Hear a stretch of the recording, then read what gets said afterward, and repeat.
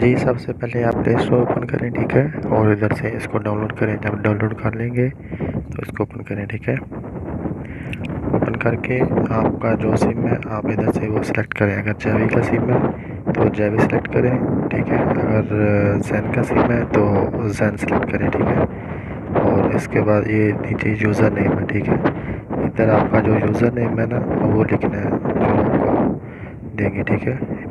جیسے یہ user name لکھا ہوا ہے،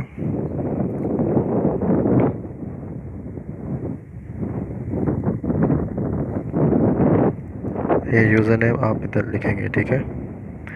اور اس کے بعد نیچے پاسورڈ آ گیا، ٹھیک ہے۔ پاسورڈ میں جو لکھا ہوا ہے وہ آپ نے لکھنا ہے، ٹھیک ہے۔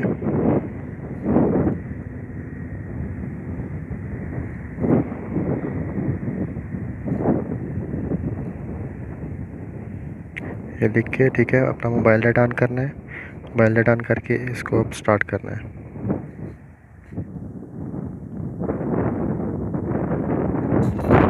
ابھی یہ چالو ہو گیا، ٹھیک ہے۔ آپ اس کے اب جو مرضی چلائیں اس پہ۔